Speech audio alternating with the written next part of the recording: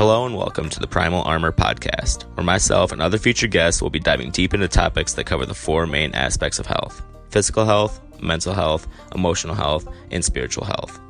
Primal Armor strives to go back to the basics to give us a better foundational support to overall health and wellness that we can all try to improve on each and every day. I just want to thank you for stopping what you're doing today and taking time to listen to this podcast. Enjoy.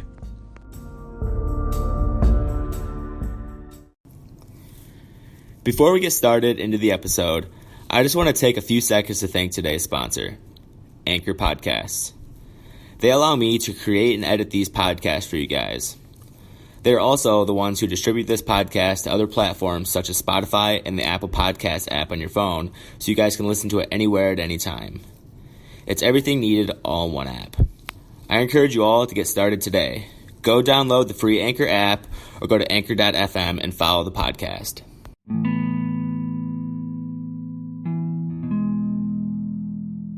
Wow, I can't believe we're already on double-digit episodes.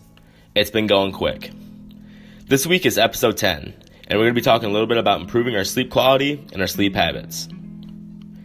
This is something that's commonly overlooked when it comes to our overall health. Our bodies are very complex and have multiple systems working hard every single day to keep us functioning. The body needs to be able to rest and recover to give us the proper and adequate function. People don't realize how important getting the proper amount of sleep really is. Poor sleep is linked to higher body weight and weight gain. There's a huge difference in how well your body can function in 4 to 5 hours of sleep versus 7 to 8 hours of sleep. Research has shown that people who sleep for a shorter amount of time weigh significantly more than people who get adequate hours of sleep. In fact, short sleep duration is actually one of the strongest risk factors for obesity. This is linked to recovery within the body. If you do not allow your body the time it needs to repair itself and wind down from a day of stress, your energy levels and hormonal balance will be thrown out of whack. You will have little to no motivation or energy to exercise, and the stress hormone cortisol will remain elevated in the body. And then this hormone is what's the main contributor to storing excess body fat. So that's basically a double whammy right there for storing fat and becoming less active, all dependent on the amount of sleep you get throughout the night. So if you're trying to lose weight, sleep deprivation must be avoided at all costs.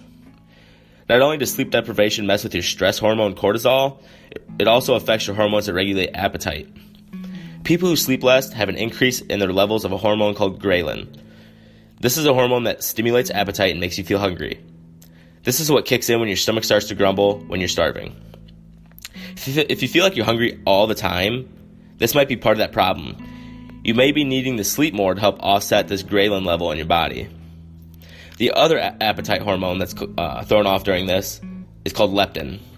This leptin hormone is what is activated to suppress your appetite. This is what kicks in when you're finished eating to tell you that you're full. Poor sleep causes less of this hormone to be produced within the body, which in turn causes your body to consume more calories throughout the day. So now let's group all the things we talked about together. Inadequate sleep duration causes a lack of motivation to exercise, raise cortisol levels, which aid in storing fat, increase ghrelin levels to make you feel hungrier throughout the day, and decrease leptin levels to tell your body when to quit eating. Think about all these factors that can cause you to gain weight, and then this is all just because you're not sleeping enough. Other factors that go along with sleep deprivation are decreased ability to concentrate and be productive, decrease in your brain's ability to memorize thoughts and ideas. It kind of mimics the similar degree of alcohol intoxication. Everything I listed comes just from a lack of sleep. This is why you really need to focus on making the time to get adequate sleep. But what if you're making the time, you're laying in bed for 8 hours trying to ensure that you get the sleep that you need, but you just can't fall asleep, you can't stay asleep, or you still wake up feeling like crap? Then instead of looking at the sleep quantity that you're getting, you need to look at the sleep quality that you have. One huge thing that's become a recent problem that not many people realize or know about is that everyone's using their phone these days up to seconds before they go to bed, just scrolling through social media. The problem with the light on your phone is it emits all these things called blue light.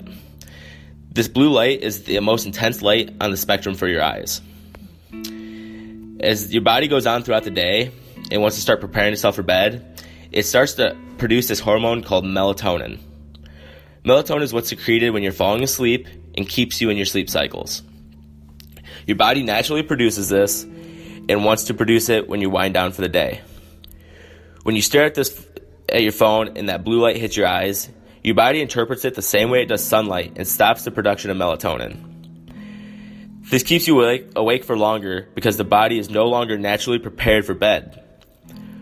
Once you set down that phone and close your eyes, it takes about an hour and a half for your melatonin levels to return back to normal, let alone where they need to be for deep sleep. So, even if you've been laying in bed trying to sleep for a while, you haven't been getting quality sleep because you're not back down to where your body wants it to be with those melatonin levels. Do you ever wonder why your phone has a dark mode? It's to help your phone emit less blue light.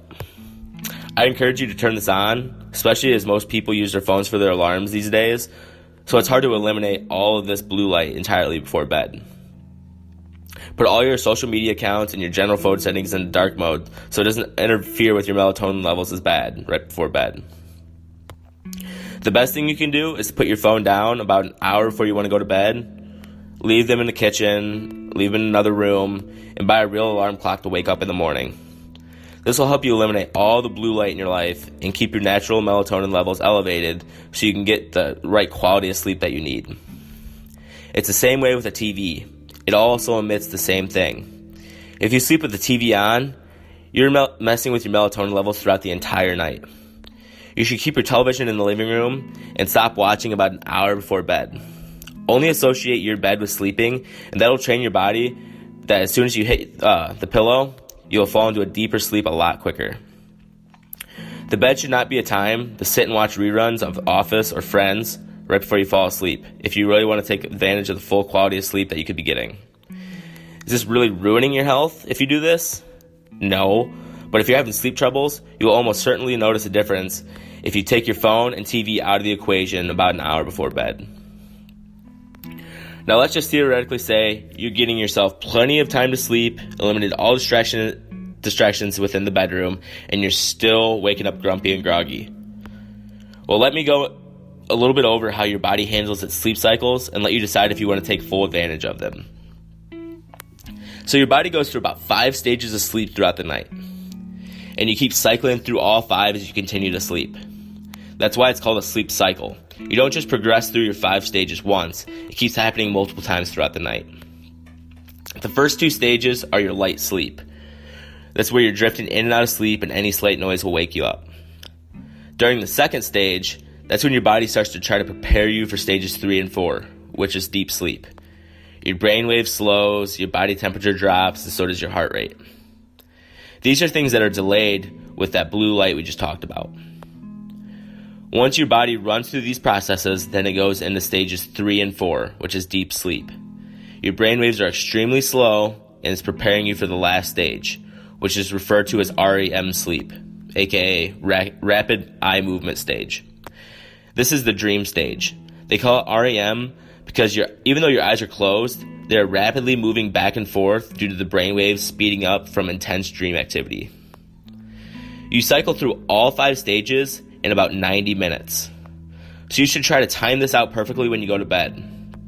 So instead of sleeping for exactly 8 hours, you might be waking up in the middle of one of those deep sleep cycles, which is why it's so hard to get out of bed and why you're still feeling groggy when you wake up.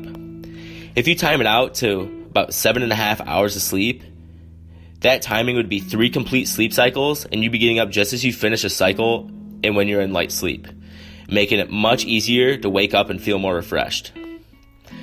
This is more on the extreme side because the other things I mentioned earlier are almost guarantees to make you sleep better and feel better. But if you still feel that you need that extra little bit of energy, try this and feel the difference. If you have any troubles with sleeping, whether that's going to sleep, staying to sleep, or you're just that person that can't get out of bed in the morning because you're still feeling dead tired, try these tips. I guarantee you that you will feel a difference in your sleep and feel better throughout the day. I just want to thank you for listening to today's episode. If you have any topic you're interested in learning more about, feel free to reach out to me and let me know. I'll do my best to cover any topic you're interested in. Until next time, apply these tips to your life and see what type of difference it can make.